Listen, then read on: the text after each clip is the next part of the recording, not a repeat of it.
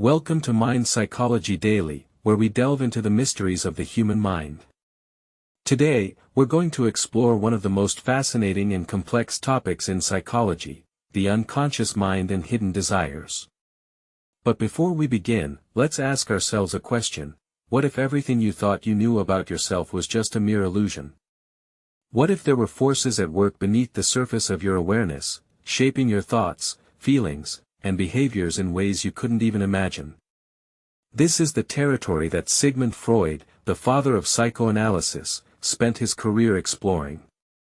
Freud was an Austrian neurologist who founded the psychoanalytic school of thought, which emphasizes the role of the unconscious mind in shaping behavior.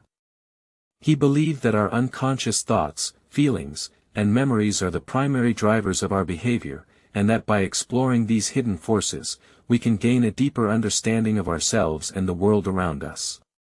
In this video, we'll be exploring some of Freud's most profound insights into the unconscious mind and hidden desires, and we'll be examining how these ideas can be applied to our everyday lives. So, let's dive in and see what secrets we can uncover. One of the most famous concepts in Freudian psychoanalysis is the idea of the id, ego, and superego. According to Freud, the human personality is composed of these three structures, each with its own distinct function. The id is the primitive, instinctual part of our nature, driven by the desire for pleasure and the avoidance of pain. The ego is the rational, logical part of our personality, responsible for mediating between the demands of the id and the realities of the external world. And the superego is the moral component of our personality, incorporating the values and principles that we've learned from our parents and society. But what happens when these structures come into conflict? Freud believed that this conflict is the source of many of our psychological problems, including anxiety, depression, and neurosis. For example, let's consider the story of a young woman who has a fear of public speaking. On the surface, this fear may seem irrational, but according to Freud, it may be driven by unconscious forces. Perhaps this woman has a repressed memory of a traumatic experience, such as being ridiculed in front of her classmates, which has led to a deep-seated fear of being judged or rejected. By exploring this unconscious memory, and the desires and conflicts that it represents, we can gain a deeper understanding of the root causes of this fear, and develop strategies for overcoming it. So, how do Freud's ideas about the unconscious mind and hidden desires apply to our lives today? One of the key takeaways from Freud's work is the importance of self-awareness and introspection. By examining our own thoughts, feelings, and behaviors, we can gain a deeper understanding of our motivations and desires, and uncover the unconscious forces that are driving us.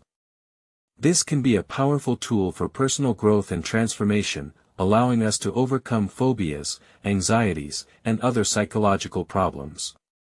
For example, let's consider the phenomenon of procrastination. Why do we often put off tasks that we know are important, and instead find ourselves engaging in distractions and avoidance behaviors? According to Freud, this may be due to unconscious conflicts and desires, such as a fear of failure or a desire for immediate gratification. By exploring these unconscious forces, and developing strategies for managing them, we can overcome procrastination and achieve our goals. Another key insight from Freud's work is the importance of childhood experiences in shaping our adult personalities. Freud believed that the events of our early childhood, including our relationships with our parents and caregivers, have a profound impact on our development and our later behavior. This idea has been supported by modern research in psychology and neuroscience, which has shown that early experiences can shape the structure and function of our brains, and influence our emotional regulation, social skills, and cognitive abilities. So, how can we apply Freud's ideas in a practical way? One strategy is to practice self-reflection and journaling, in order to become more aware of our thoughts, feelings, and behaviors. By examining our own motivations and desires, we can gain a deeper understanding of our unconscious forces, and develop strategies for managing them. Another approach is to seek out therapy or counseling, where we can work with a trained professional to explore our unconscious memories and desires, and develop more adaptive coping strategies.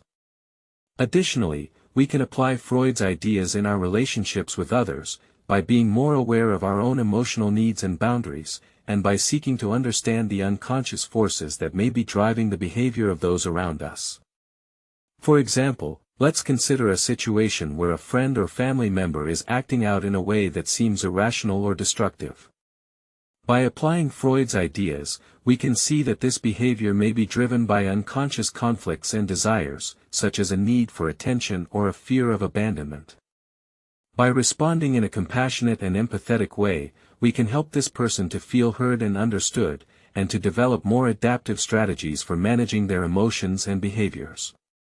In conclusion, Sigmund Freud's ideas about the unconscious mind and hidden desires offer a powerful framework for understanding human behavior and promoting personal growth. By exploring our own unconscious forces, and developing strategies for managing them, we can overcome psychological problems, achieve our goals, and live more fulfilling lives.